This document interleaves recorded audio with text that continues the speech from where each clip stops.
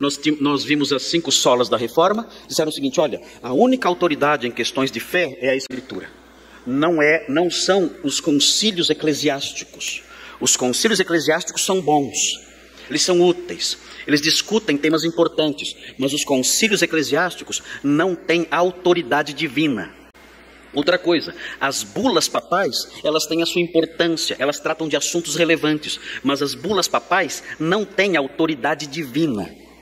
O único documento que tem autoridade divina e a partir do qual, com base no qual nós podemos viver, receber orientações ligadas à fé e o comportamento, é a Escritura. É só a Escritura que ensina como alguém pode se tornar sábio para a salvação. O apóstolo Paulo disse a Timóteo: você conhece as sagradas letras que podem tornar-te sábio no campo da salvação pela fé em Jesus Cristo. Só as Escrituras têm informações sobre isso, só elas vinculam o cristão como fonte absoluta de autoridade. Olhando para somente as Escrituras, nós aprendemos que a salvação é somente pela graça. O homem não recebe a salvação como uma recompensa pelos seus esforços. A salvação não é um pagamento que Deus dá porque o homem realizou certas obras. Não, a salvação é uma dádiva gratuita. E ela é concedida gratuitamente somente pela fé. Somente pela fé a pessoa recebe essa graça de acordo com o ensino da Escritura. Então essas teses foram sendo enunciadas ao tempo da Reforma Protestante. Têm sido esquecidas hoje. O meio evangélico não é mais um contexto em que essas teses se encaixam perfeitamente. No meio evangélico é dito, as pessoas dizem expressamente no meio evangélico, as pessoas dizem expressamente que você tem que fazer a sua parte. Essa é uma expressão muito comum no meio evangélico. Os crentes dizem isso, pastores evangélicos dizem isso. Os pastores evangélicos, eles estão atualmente muito mais próximos do concílio de Trento, que foi um concílio contra-reformista, um concílio da contra-reforma, um concílio papista.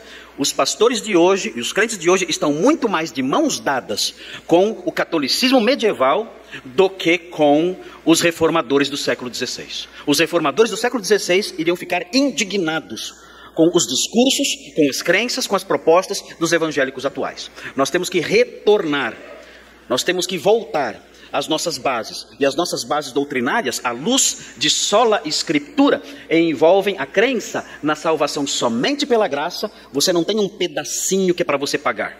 Não existe isso. Eu tenho que fazer a minha parte. Jesus fez 90%, 10% é meu. Isso é romanismo. Isso é sinergismo, isso é atribuir ao homem uma parcela pela sua salvação. Isso é transformar a salvação num pagamento, numa dívida de Deus com o homem, que ele paga ao homem porque ele se comportou corretamente. Nós temos que abandonar essas crenças, os pastores evangélicos têm que abandonar essas crenças e voltar para a pregação bíblica de sola gratia e sola fide. Tem que voltar para isso. E, na sequência, o título do nosso conjunto aí de slides, essa sola fide, ela tem um objeto. E esse objeto é o quê? Solos Christus. Eu creio só em Cristo. Ele é o único mediador que há. Nós admiramos a vida dos santos do passado. Nós olhamos para a vida dos santos do passado e ficamos impressionados com sua devoção, com sua santidade, com seu exemplo. Nós olhamos para a vida de Maria, mãe de Jesus, e queremos imitá-la, porque ela foi uma mulher consagrada desde jovem ali ao Senhor e serviu como instrumento para trazer o Salvador ao mundo, e o seu exemplo de devoção, de piedade, de santidade deve nos tocar. Devemos ficar sensibilizados diante desses exemplos, mas esses personagens, os santos que nós admiramos, a mãe de Jesus que nós admiramos e queremos imitar, essas pessoas não são mediadores. Eles não podem fazer nada para que nós sejamos salvos, não podem interceder por nós para que nós sejamos salvos, não podem nos salvar junto com Jesus, não. A salvação envolve um só mediador. Aprenderemos hoje o que é um mediador, e esse mediador é solos Christus e ninguém mais.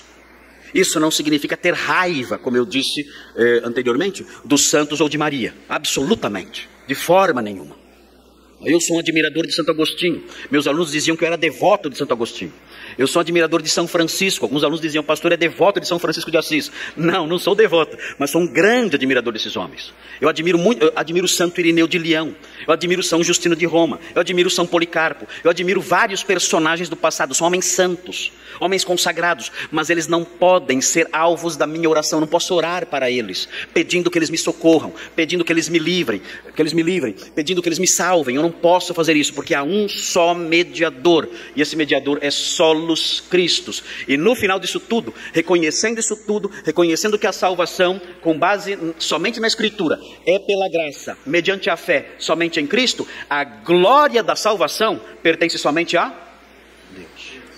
Só lhe deu glória. Eu fui salvo? Fui. Glórias para mim?